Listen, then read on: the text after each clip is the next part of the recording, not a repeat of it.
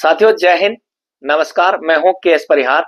और जैसा कि परिहार विजय पथ पर मैं सक्रिय हूं, कई समय से वीडियोज बना रहा हूं उन तथ्यों के साथ जो ओआरओपी या फिर सीपीसी में जो भी विसंगतियां अब तक हुई हैं उनका तथ्यों के साथ आप लोगों के समक्ष रखा।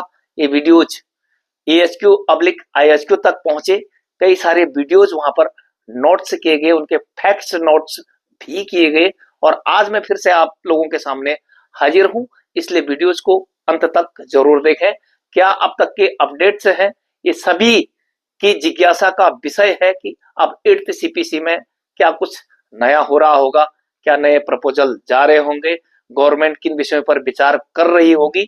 उसी के संदर्भ में 8th सीपीसी के लिए केंद्रीय कर्मचारी संगठनों के एनसीजीएसएम की काउंसलिंग स्टाफ साइट की जो मीटिंग के कुछ पॉइंट्स जो रखे गए हैं और एक संयुक्त मेमोरेंडम जो उसका बनेगा, चेयरपर्सन जस्टिस रंजना प्रकाश देसाई जी को सौंपा जाएगा, जो कि चेयरपर्सन हैं 8th सीपीसी के, उनके सम्मुख रखा जाएगा। और एनसीजीएसएम के अध्यक्ष शिव गोपाल मिश्रा जी हैं। तो उस ड्राफ्ट के कुछ मुख्य बिंदु के बारे में कुछ बात करते हैं। फिटमेंट फैक्टर सबसे पहले जिसकी बहुत चर्चा होती है वो 3.25 यानी कि 3.25 मांगा गया है और इंक्रीजमेंट मांगा गया है 7%। पहले इंक्रीजमेंट 3% बेसिक पेपर हर साल लगता था। इसी प्रकार जो सेना को यदि छोड़ दिया जाए तो जो भी कर्मचारी केंद्र सरकार के हैं वो एनपीएस अब्लिक यूपीएस पॉलिसी के अंदर आते हैं, उनकी जगह ओपीएस यानी कि ओल्ड पेंशन स्कीम मांगी गई है। लीव इन केस जो अब तक 300 दिन मिलता था उसे 400 दिन करने की सिफारिश उसमें की गई है। अब फैमिली यूनिट्स यानी कि एक सरकारी कर्मचारी अपने परिवार के पालन पोषण के लिए उसको 3 यूनिट यानी कि खुद, पत्नी और एक संतान के लिए लगभग कितना मैनेज कर सकता है, उसके लिए 3 यूनिट मानी जाती थी। उसे अब शामिल किया जाए कि भाई माँ बाप भी होते हैं, बच्चे और भी हो सकते हैं, तो 5 यूनिट के हिसाब से दिया जाए, ये सिफारिश की गई है।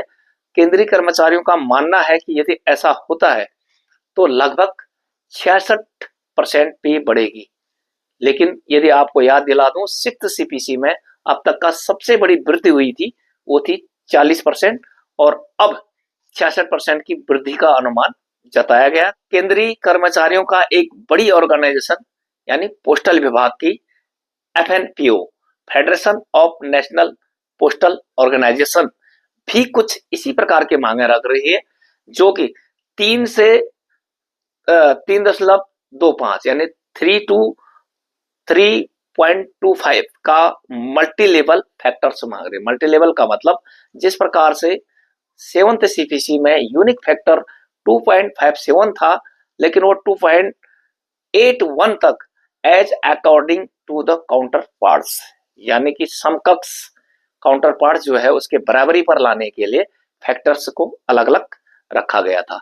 इसी प्रकार से सालाना इंक्रीजमेंट 5% और उनका एक ये भी मांगा कि 7th सीपीसी के मैट्रिक्स जो है ज्यों के त्यों रहे, जबकि अन्य संगठनों का मानना ये था कि 1 से 6 लेवल तक आपस में मर्ज्ड किया जाए, या कि 6 के 3 लेवल हो तो 18 लेवल जो टोटल थे वो 15 हो जाए।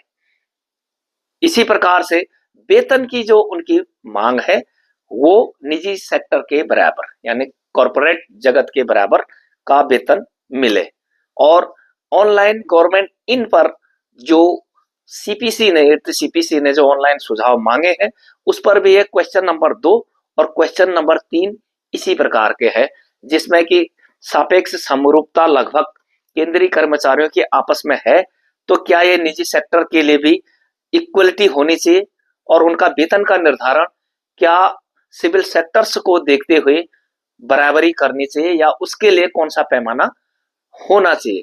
कहने का मतलब कि एक इंजीनियर भारत सरकार के सरकारी विभाग का है, एक इंजीनियर सिविल सेक्टर्स के हैं, इसी प्रकार एक सरकारी डॉक्टर है और एक प्राइवेट हॉस्पिटल्स का डॉक्टर है।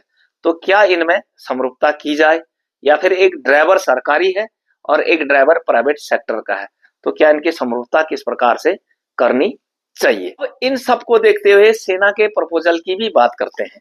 आर्मी पे कमीशन सेल, जिसका मैं वीडियोस पहले भी बना चुका हूं, उसमें क्या मुख्य बिंदु रखे गए हैं, क्या उनके हाईलाइट है, और इसे जो एनसीजीएसएम से कितना वो मेल खाते हैं, उस पर बात रखते हैं।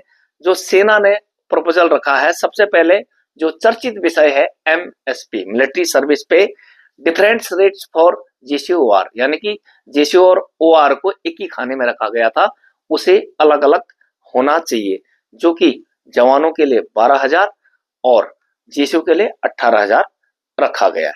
दूसरा पॉइंट एमएसीपी, जिसका पीरियड्स 8, 16 और 24 साल रखा गया था, उसकी जगह घटाकर 6, 12 और 18 किया जाए, क्योंकि हो ये रहा था कि 6, 12 यानी 8, 16, 24 में नाइक और सिपाही, जो कि सेना के 60% हिस्से हैं, वो उस रेंज से बाहर हो रहे थे, यानी कि मिनिमम सर्विस से बाहर तीसरी एसीपी हो रही थी।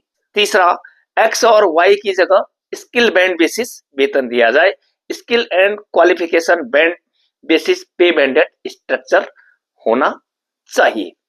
तो ये सेना की तरफ से मुख्य चीजें थी, जिसे कई बार हम लोगों ने, आपने भी रखा होगा, मैंने खुद अपने संगठन के माध्यम से इसे रखा था और इसका मेरे पास जवाब भी है, खास करके एमएससीपी का पीरियड।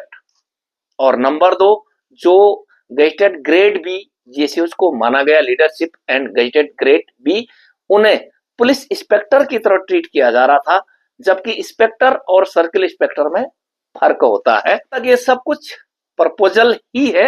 अब आने वाले समय में भारत सरकार इस पर कितना विचार करती है, पे कमीशन कमिटी अपनी रिपोर्ट किस प्रकार से तैयार करती है, देश की जीडीपी क्या है, कितने का उनको टारगेट दिया गया है, कहां तक वो इसे सेट करेंगी, लेकिन अपने अधिकार और सम्मान के लिए जो प्रपोजल जा रहे हैं, प्रपोजल हमेशा मैक्सिमम पर होता है।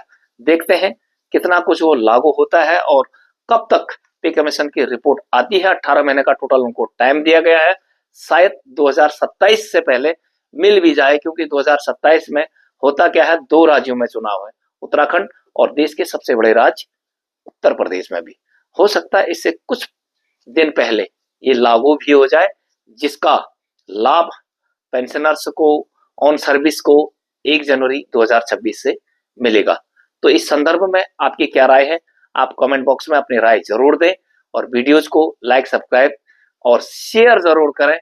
जय हिंद, नमस्कार, वंदे मातरम।